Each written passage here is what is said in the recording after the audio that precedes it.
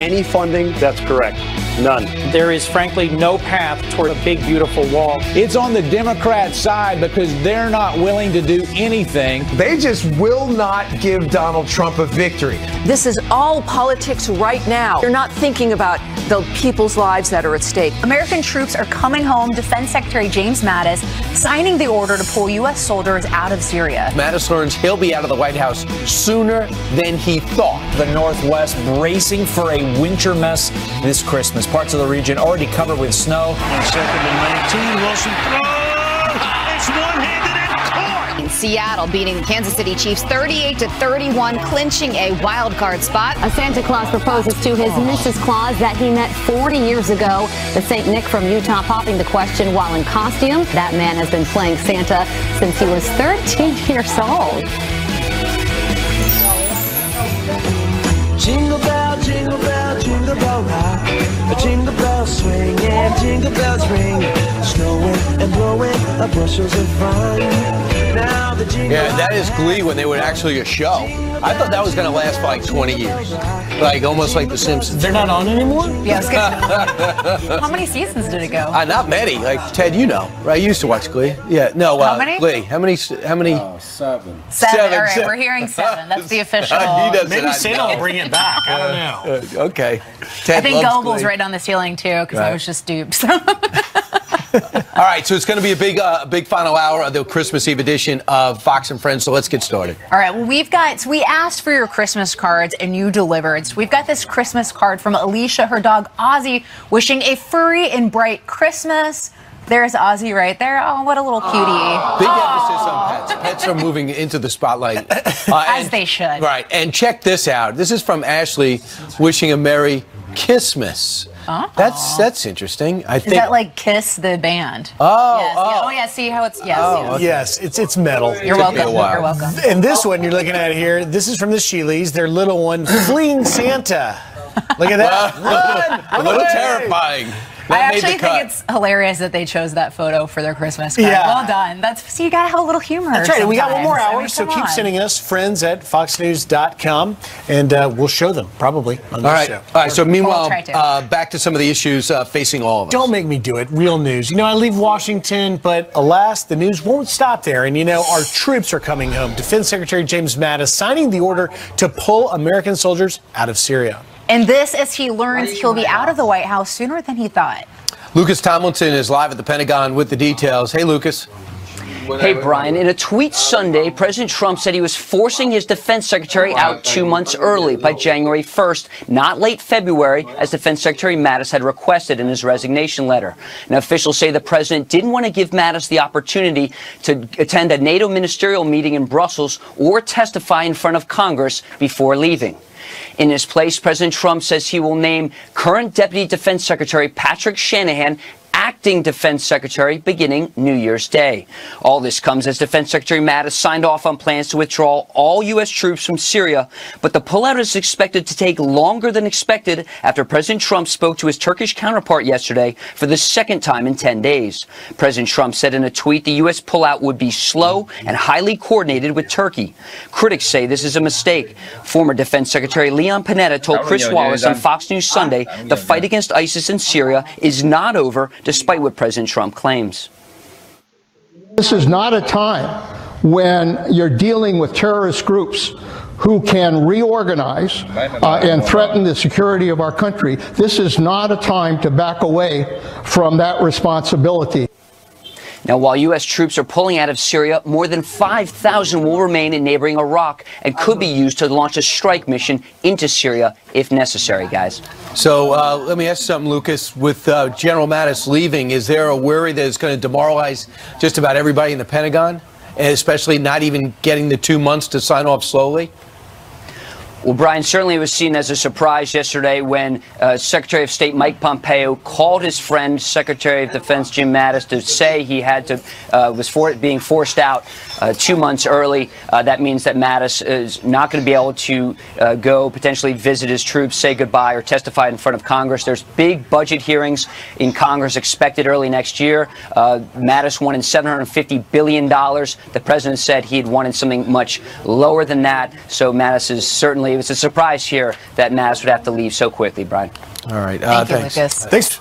Thanks, Lucas. Merry Christmas. It is going to be interesting to see what happens because Mattis is, at the top of the totem pole, if you will, in terms of respect. But again, this is a different administration, and what happens next, clearly this administration isn't not taking ISIS threat serious. It's going to be interesting to see what happens. I thoroughly believe, America doesn't want people stationed overseas throughout time. People always get impatient with war. Why is it taking so long to win or be successful? However, there was almost no pressure to get 2,000 troops out of Syria because they weren't in the battle. I mean, it's always dangerous, but they were training, they were supplying, they were arming, they were helping plotting and plan against our enemy, and that was this terrorist organization called ISIS and al-Nusra in the area. I worry about the Kurds fighting like real warriors. Now they're going to be facing Turkey. Turkey's leader told the president that he'll take care of ISIS. He's not going to take care of ISIS. He's never taken care of ISIS. He's going to take care of the Kurds, who are allies. Russia's not going to take care of ISIS. They couldn't care less about ISIS. Syria couldn't care less about ISIS. ISIS now has free reign because they are nobody's focus. We were their focus. And another thing that we're watching right now, we're on day 3 of the government shutdown. President Trump, Mick Mulvaney, was making the rounds yesterday. He was saying that the Trump administration is willing to compromise. It doesn't seem like Democrats are willing to buzz. We had Tammy Bruce talking about this earlier, and she said that Democrats are frightened because they know that President Trump is a man of action. Take a listen to what she had to say. The difference here, I think, and why they're being so aggressive on this, Congress, is because they know President Trump will get it done. People say, oh, they voted for this before, but it never really happened, did it? They know now there's a man of action in the White House, and this is what frightens them. So, as we look at this, you're talking about a fight over 0.3% of the budget, but yet Senator Corker from Tennessee, he, of course, is retiring. He's leaving, but he hasn't held his tongue about criticism about President Trump. And here's what he says about this whole fight over the border. This is a purposely contrived fight over, at the end of the day, even no matter who wins, our borders are still going to be insecure. Now the government is shut down over what ultimately is going to be $2 billion. This is a made-up fight so the president can look like he's fighting, but even if he wins, our borders are going to be insecure. The president tweeted right back at him. He says, Bob Corker is responsible for giving us the horrible Iran nuke deal, which I ended, yet he badmouths me for wanting to bring your young people safely back home. Bob wanted to run and ask for my endorsement. I said no.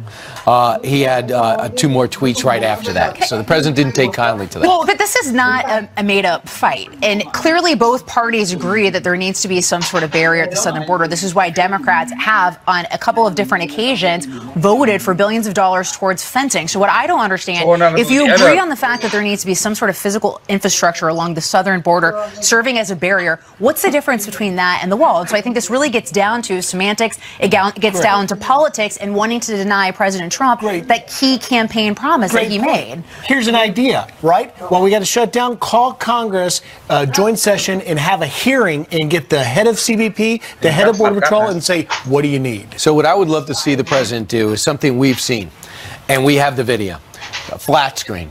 This is our border. This is where it works. This is where they're coming. This is what I need. Just show them. Keep politics out of it. The president's not asking for something that is not practical. He's asking for something very practical. He's also going to say, this is why the bollard fence is going to work here. This is how a virtual fence does work like Schumer wants. This is where we have mountains. This is where we have rivers. This is where my greatest complaints come and the help is most needed from Border Patrol. The president could present it. He's a great communicator. He could do exactly. In fact, take a wide shot at Jillian. Jillian, what's right next to you? Jillian, you have a flat screen. Tell me the president can't sit there, touch that flat screen, and go ahead and touch it and bring us through the whole border. Or he could just have Jillian do it because she's doing such a great job. Right. He can just go through. He could exactly do that. Sorry, Jillian. I would rather she does it. That was a premature toss. I apologize. That was a premature toss. All right, here's what you're saying about how this should end, because right now Mick Mulvaney and the vice president are running the president's message to Congress. They're taking a day off for Christmas, 2 days off for Christmas, then they're going back to work. But we asked you guys at home what you thought of this shutdown fight, and of course you weighed in. We've got a tweet from Ike, and he says, keep it shut down and build the wall. Straightforward right there. And here's an email from George, which really hits, I think, the heart of it. He says, Trump said that he would build a border wall, and I expect him to build that wall. The government can stay shut down. Right. 8:15. Here's the other thing to keep in mind. Nancy Pelosi wants stuff. Democrats have an agenda too. Remember the days where we would see what the Democratic agenda was and the Republican agenda was, and then they would compromise, and we could sit on this couch and talk about who got the better deal as opposed to who's right in the standoff?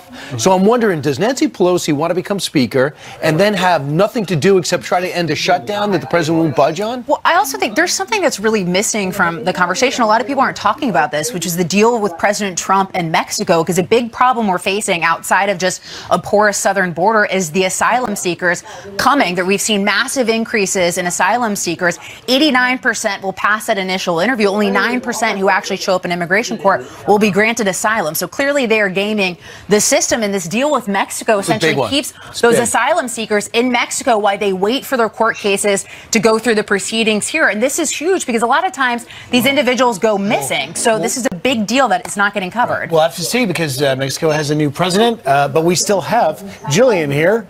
What's going on over there? Still here at the And unlike the Mexican president, not a socialist. Thank you very much for that, Brian. Okay. Great endorsement. Yes, that was wonderful. We do have a Fox News alert now. A manhunt is underway after someone fired a machine gun at a restaurant in Brussels. The restaurant was closed at the time, and local reports no one was hurt. Police do not suspect terrorism. Belgium's capital city has been on edge in recent years because of terror-related attacks. New evidence in the search for a missing mom found 700 miles away from her home in Colorado. Police in Twin Falls, Idaho won't say what they found. Officials previously confirmed Kelsey Barrett's cell phone pinged there 3 days after she was last seen on Thanksgiving Day. Police do not think she is alive. Her fiance is charged with her murder. German magazine Der Spiegel is filing criminal charges against a former reporter who made stories up. Klaas Raloyes admitted to fabricating facts in more than a dozen stories. He recently came under fire for making things up about a small Minnesota town, including its views on faith and President Trump. He was named the CNN Journalist of the Year in 2014. CNN rescinded that award. And how's this for a Christmas gift? The Mega Millions jackpot reaching $321 million for tomorrow night's drawing. That is the biggest jackpot ever offered on Christmas Day. If you're the lucky winner, you'll have a cash option of nearly $194 million. There have been 5 jackpot wins so far this year. Wouldn't that be a heck of a Christmas gift, huh? $194 million?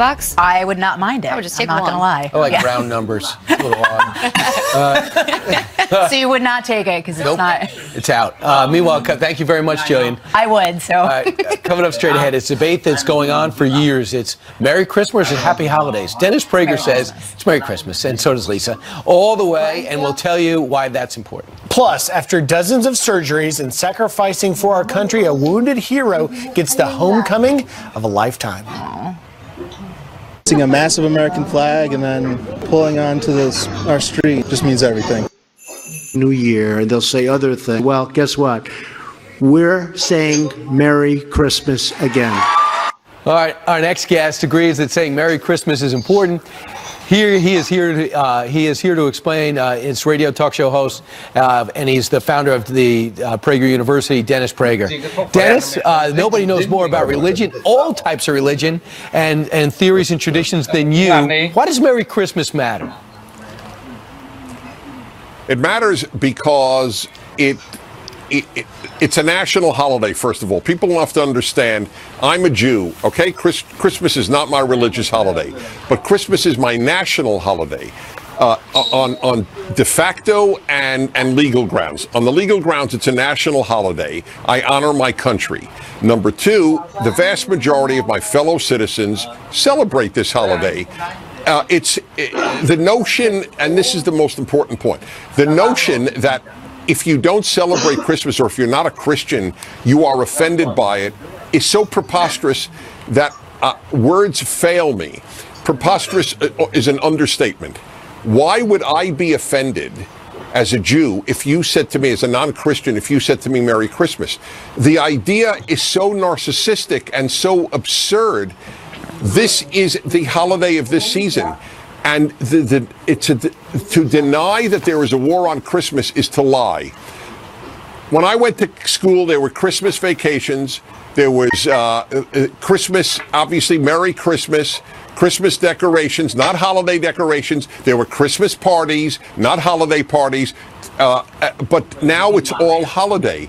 So to deny that there has been a major attempt in the last 50 years or so to de-Christmasize Christmas, to de-Christianize the country for that matter, is to tell an untruth. That's why it's a big deal. And that's why this person who doesn't celebrate it as a religious day still thinks it is critically important. Well, and Dennis, isn't that really what this is about? Because saying happy holidays instead of Merry Christmas, isn't it just about removing Christ from the scenario? Well, as I said, there's no, look, the left, and I always distinguish between left and liberals, the left loathes Christianity. I mean, to deny that is to live in a fairy tale. And they would like to radically secularize the United States. They don't like In God We Trust on our coins. They don't like Christmas as a national holiday. They don't like Christmas vacations. Anything that betokens the religious origins and foundation, it's foundational religion in this country. I fear a radically secularized America. I fear it. As a Jew, I fear it. That's why I keep saying I don't normally go around as a Jew, but for this discussion, it's important because people will think, oh, a guy's a Christian, of course he's saying it, but I'm not. I fear it. I know what has happened in Europe. I know what happens in the United States when no longer have a God-based frame of reference for their ethics. Americans, kids, high school kids, I've asked in the last 40 years, would you save your dog or a stranger if both were drowning? Won't save the stranger because I don't love the stranger, but if you have a Judeo-Christian value system, you know that people are created in God's image. Gotcha. Dogs are not, and I love my dogs. Right. These are big issues. Gotcha. Big issues. And Dennis, we always get that every time we talk to you. You learn something, and every time we read your book, we're better people for it, and Prager University is invaluable. Thank you. Thanks so much for joining us. Thank you, Dennis. And Merry Christmas. Merry Christmas. All right. Hey, remember this. Students slamming President Trump's State of the Union address before it even happened. It's something that I wouldn't have expected to happen in our lifetime. It's offensive. It is crazy, but I'm not shocked by it. Lawrence Jones has a look back at the... No drones were even there. Authorities say all reports were based on witnesses believing that's what they saw. Officials did find a damaged drone near the airport. It's being tested for forensic evidence. In this, a student pilot's first flight ends with an emergency landing on an Alabama highway. Let's pull over and make sure everybody's okay. Pull behind them. Pull behind them. Yeah, pull behind the plane and make sure they're... Well, you don't see that every day. The plane's engine failed. Fortunately, no one was hurt. Wow, does it hit the underpass? Yeah, who knows? All right, 24 minutes after the hour. Back to Griff for reading. Go ahead. All right, President Trump working out to hammer a deal as the government remains shut down and Democrats refusing to budge. So, Mr. President, President Trump, if you want to open the government, you must abandon the wall, plain and simple. To be clear, Democrats are not going to agree to any funding to build new border wall. None? That's correct. None. Fantastic. Are these children or are they adults? Mercedes Schlapp is in the White House. She's the director of strategic communications and often probably wonders, why did I take this job? Oh, Mercedes. I love my job. I know you do. So where's the give there? I heard Mick Mulvaney open up to Chris Wallace and say, we were at 5, they were at 1.3, maybe it's around $2 billion. What do you say? Look, this is part of the negotiation deal. So at this point, as Mick Mulvaney had mentioned, it's really up to the Democrats in the sense that we've offered them a deal. We'll see what they come back with. Our goal is to get somewhere between 1.6 and 5 billion. I mean, this is so ironic that it's the Democrats, like Schumer, who said that we need strong border security, where Durbin has said that we need to find a bipartisan solution to border security, yet they are not willing to budge, at least at this point, in terms of providing funds for physical barrier in that area. And as we we know illegal crossings have increased over 90% in the last 2 months. And you've seen the issue with the caravan. That's been a huge crisis on the border. And the mere fact is that at this moment, if we want to make border security a bipartisan issue, the Democrats need to step up to the plate. It's up to them to stop the shutdown. Well, and Mercedes, this is President Trump's signature issue. Clearly, Trump supporters want the wall. Do you worry that it would have a demoralizing effect on his base if he does not deliver it? Look, this is not about the president's base. This is about the safety of the American people. As we know, President Trump has talked time and time again about the importance of securing our border. We want to stop the inflow of drugs into our country, which impacts communities, American communities across the country and our youth. We want to stop human trafficking. This is an issue that impacts, again, American communities, areas both urban and rural. And we also want to focus on stopping illegal immigration. I mean, there is an orderly process. There is a legal process. We are a nation of laws. We want to ensure that we're able to stop what we keep seeing, which is this continual and increased flow of illegal immigrants. I mean, this is what you've seen, for example, with the caravan, which time and time again has been thousands of people waiting to come into the United States. Mercedes, I want to ask you about another topic, and that is Secretary Mattis, Defense Secretary Jim Mattis, signing an order withdrawing troops from Syria, something that he advised the president against. Now the president really running up the departure date for Mattis by January 1st, and it's got a lot of people wondering what's going on there. Well, first of all, I think the president made a campaign promise. It was very much, people knew from the beginning what his position was on Syria, which was to bring the troops home at the right moment. And what we have seen is pretty much the destruction of the territorial caliphate in Syria. He, at this point, said, we got to bring our troops home. So this is something where the president listened to many people in the process and made this decision to move forward on Syria. With that, he had a call with the Turkish President Erdogan on basically this issue of basically a slow withdrawal, making sure that they have the logistical support to ensure that they continue to get rid of any of the remains of the caliphate in Syria. Obviously, the safety of our troops is a top priority. It's time to bring the troops home. Can you name an advisor the president has that recommended he pull out 2,000 troops? I'm not going to get into the internal discussions of how the decision was made. At the end of the day, we all serve in the position of advising the president. It is up to the president to make the final decision. We knew from the moment he started in his campaign where he stood on Syria, which was in Syria, and the president and this administration and our troops have done that. And so now it's this opportunity to bring our troops home with a slow withdrawal back to the United States and really focus in on ensuring that it is about keeping our troops safe. We have done our job there, and it's time to move forward. Is there frustration on the president's part, Mercedes, that this is being blown out of proportion? You know, I think that the president feels very strongly about his decision in Syria. He last week met with both members of the Senate and the House, Republican members of the Senate and the House, to have this conversation about Syria, and he made his case to them. You know, obviously, when it's the senators, they have their own opinion as to, and many of them are very hawkish, and they have their own opinion on how Syria should be handled. For the president, he's looked and obviously consulted many people in the process, and has made the decision that we have done our job in Syria, and it's time to bring the troops home. Yeah, we're and up he's against working the clock. with the Turkish president to ensure that they are able to take on the role of getting rid of ISIS in the area. But they never have. But does he talk to the Turkish president about not annihilating the Kurds? Did he get guarantees that the Kurds who have been doing our fighting will not be destroyed? He sent a very strong message to the Turkish president.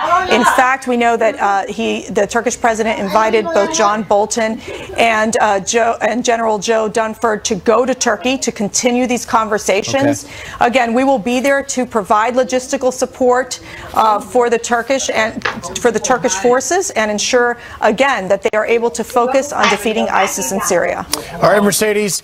Now, what do you have left? Business. I'm not sure if that's true. That's why we want to go out to Jeff Flock, who's with our sister network, not brother network, Fox Business Network. He joins us from Chicago. Chicago. Is your lead-in correct at all? Yeah, well, it's not open right where we are yet. This is the Magnificent Mile. It will be open, though, in about 2 hours' time. This is 900 North Michigan. Look at that tree, by the way. That is a 4-story tree in this mall. They got some money to spend, and so do shoppers. It's going to be a good one.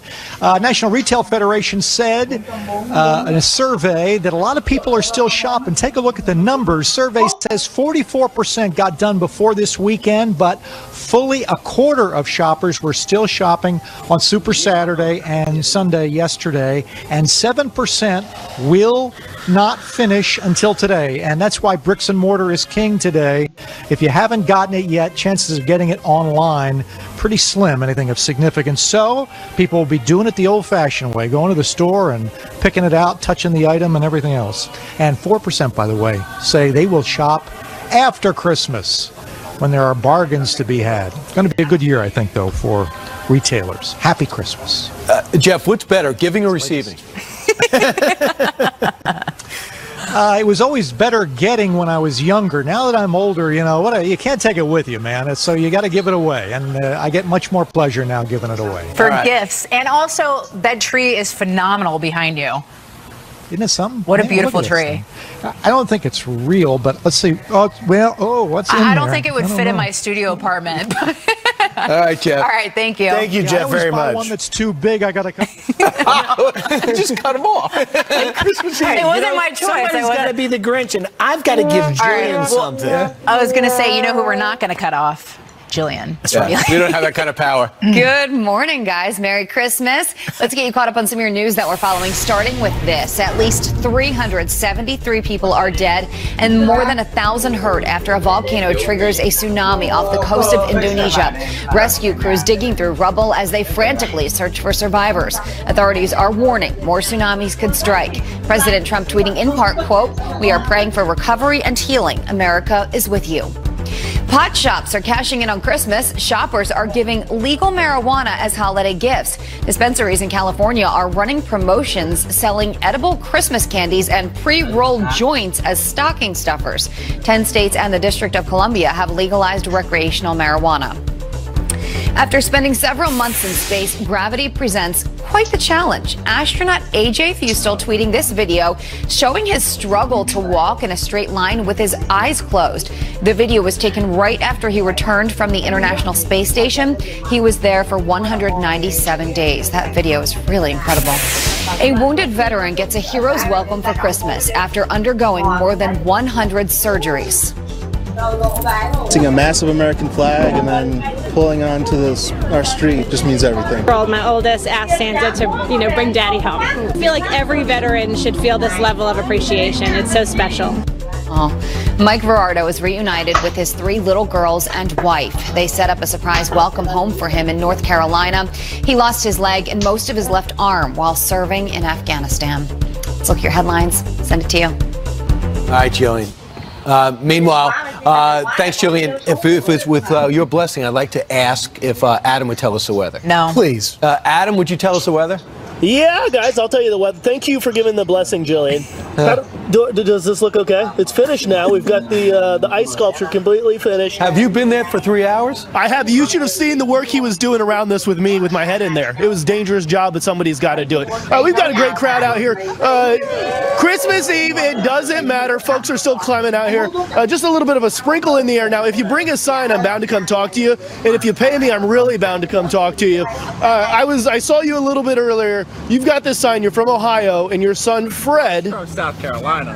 $100. You're from South Carolina. My son, Fred, is in South Carolina. He's in South Carolina, and he's going to give you $100. He told me if I came and visited the show and brought a catchy sign, I'd get on TV. And Elizabeth. I made up the part about the $100. So thanks, Fred. Oh, well, that doesn't. He's got to give it to me now. I'm still planning how I'm going to spend my cut of this money. All right, we got to look at the forecast really quick. Everybody wants to say hi. Here's what we're looking at. A little bit of drizzle out here, guys. I don't think we're going to be talking. No, you guys keep talking away. We're going to see snow across the mid-Atlantic, stretching up to New England. Really, the only big weather system we're looking at is out on the West Coast. Some winter storms, warnings, watches. All right, we got to wrap this thing up. Everybody, what do you want to say? Throw it back into him. Everybody get it in right now. Now's the time. All right, thanks, guys. Great crowd, great job, Adam. Meanwhile, cooking for family and friends can be stressful during the holidays. You're probably experiencing that right now. But our next guest has some simple, delicious recipes to make everyone happy, so get a pen and paper ready. Celebrity chef and author George Duran is here to show us how it's done, and he's glad I've stopped eating this awesome food that I've been doing. What's your focus, George? My goodness, you gotta love ham and sausage during the holidays, but the beauty of ham is that it's so versatile. I'm gonna teach you how to make a glaze. Now, a lot of these hams, like this one from Kentucky Legend, they come with a glazing mix. If you have time, we're gonna make a glaze from scratch. This is a pineapple brown sugar glaze. All you're gonna do is add brown sugar, butter, pineapple juice, a little bit of mustard, honey. Just keep adding those into there. Are you gonna let her do it? Yeah, Well, go this ahead. is Bill. much? All of it. Whatever you see there, the whole thing adds whole in there. thing. Yeah, Oh, that's easy. we have the recipe on the Fox News website, actually. So again, it's a brown sugar pineapple And just glaze everything in it. and everything else. Butter, This honey, goes in cinnamon, all of it goes in there. Why are you so hesitant? I don't And know. I as don't you wanna put mess that it in up. there, let me just show you what it looks like after it's all done over here. It's a Because she's going beautiful. too slow. It's a Legend hams over here, by the way. These guys are double hickory smoked. They're the #1 ham in the country. And what you're going to pretty much do, let me have this right over here. Actually, a spoon over here. And we're just going to glaze our hams. So they have the half You lost ham your over here. utensil in there, you know that, No, right? it's not a big deal. You just keep going. That's where the holiday. So use paddock in my house. So you pretty much glaze all the ham that you bring over here. So this is the semi ham, the little half ham that is already sliced in there. This is the semi ham. This is the small ham. So the beauty of this is that you can go for a large ham for the holidays, maybe a half ham for a smaller family. And for every day you want to make little ham sandwiches, you go this route over here, which is the petite ham, already pre-sliced for you. And the beauty is that this glaze, not only are you putting it on the ham, you serve it on the side next to this little petite hams. Kentucky Legend also actually has an artisan series, artisan crafted sausages, premium sausages. The flavors are incredible. You have the bacon cheddar ham, jalapeno cheddar, smoked. I made a smoked sausage I need to know mac and about cheese. this. Yeah, so this is That the looks good. Kentucky Legend artisan series, artisan crafted sausages, actually. The flavors are enormous. They even have a raspberry chipotle. These are brand new in your supermarket, or ask your manager at the supermarket to get them for you. And the versatility is enormous. Again, you can serve them raw like this, which is actually not raw, it's cooked already. So you can serve them cold, all the hams, or you can heat them up simply, add them to your dishes. And we need get this this in my on belly. And we get this on FoxNews.com. On FoxNews.com, yeah. All right, so you don't have to play it back after you No, DVR. no, absolutely. Here we go. All right, George, great job. If you're thinking ham, this is your man. Thanks for that. That's right, that's true. I sound a little like Did you just come up with that? I sound like Dr. Seuss. That was very. Fantastic. Hey, thanks, George. You just keep at it. Meanwhile, remember this. Students blasting President Trump's Supreme Court pick before he even announced it. It's almost at a point where you kind of expect that it's not going to be what you want. He's quite, extreme in his views. Right. Lawrence Jones has a look back at the craziest campus moments of the year.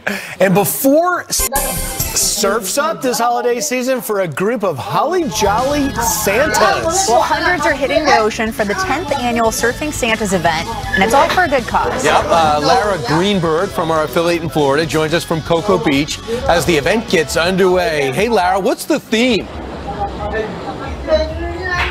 Hey there. Well, the theme is dress up for Christmas. Take a look at all of the people around me. Hundreds of people here. You've got some Santas already in the water. Those waves are starting to come in now. The event doesn't actually get going here until about 10 o'clock this morning, but there's a costume contest, and as you can see, a lot of people are dressed up and ready for it. And we've got one of those people right now. It's not Rudolph, despite what you may think. It's Renee. And Renee, this is your first time at this event. Tell me why you decided to come out here today. I mean, look around. Everybody's here. It's beautiful. Surfing Santas. What else could you ask for on Christmas Eve day? Yeah, it's awesome. Not where you expect to be on Christmas Eve day. No, it's beautiful. It's like 70 Santas are everywhere. Everybody's having a good time and excited, and yeah, it's great.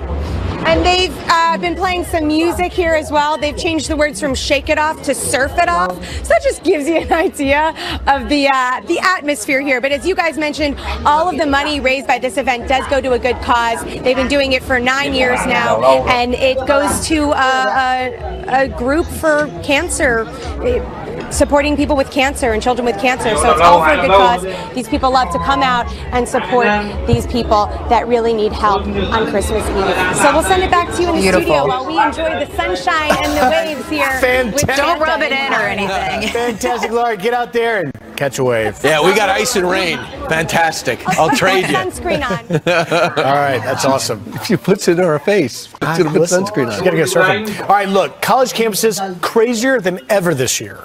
And this Christmas Eve, we're taking a look back at some of the best moments. But not alone. Here now is Campus Reform Editor-in-Chief. And now we can officially welcome him to the Fox News family. Fox News contributor now fully eligible for our Christmas party, Lawrence Jones. Congratulations, Lawrence. Congratulations, my friend. Thank you guys so much.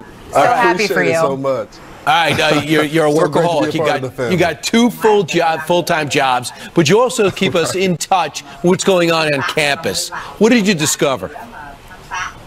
Yeah, so there's a lot of craziness on the college campuses, but one thing we discovered through these videos is that a lot of these kids don't really know what they believe. They've been taught what to believe, but as we've been reporting at the Leadership Institute's Campus Reform, the indoctrination is so heavy on these college campuses that they don't even challenge the point of view there. Hey, Lawrence, let's take a listen to a clip here. This is students you talked to that say they hate Trump's State of the Union, but they're actually President Obama's. Yeah. Take a listen.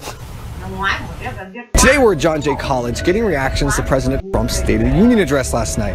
We're going to give them a few quotes from the speech and ask their reaction. Except the quotes we're giving them are actually from President Obama's State of the Union addresses. They talk about China, saying China wants to write the rules. That would put us at a disadvantage. Why should we let that happen? We should write those rules. I wouldn't mess with China. Everything is out the window, like, oh, whatever he's, China. They don't know better. Exactly. So just because it had Trump on it, they were told to hate the president. Now, once these kids discovered that it was Obama, as you can imagine, they may have squeezed out of it and said, oh, we probably didn't understand what was happening. But again, this goes back to critical thinking. Do you really have this point of view, or are you just taught to hate the opposing guy? Well, and Lawrence, so the second one, we've got some students, and they're hating on President Trump's Supreme Court pick, but only one problem. It was before he picked him. Right. Today we're in New York City talking to students about President Trump's Supreme Court pick. The only thing is he hasn't made that pick yet. I just saw the pick and I was like, it's almost at a point where you kind of expect that it's not going to be what you want. He's quite, extreme in his views, and I don't know if it would make the Supreme Court very even. A little confused there, aren't they? Yeah, these kids are actually, they can vote now, which makes this scary. Look, and these kids are no different than the leftists that we saw protesting in front of the Supreme Court that had the big poster boards that they were just waiting for the president to announce it just so they could write the name on there. It's crazy. All right, Lawrence, look forward to catching up with you a lot in 2019. Have a great Christmas. And Merry Christmas, Merry new Christmas, Fox family. News contributor. All right. Yeah, congratulations and Merry Christmas. Thanks, guys. All right, straight ahead. If you're still looking for a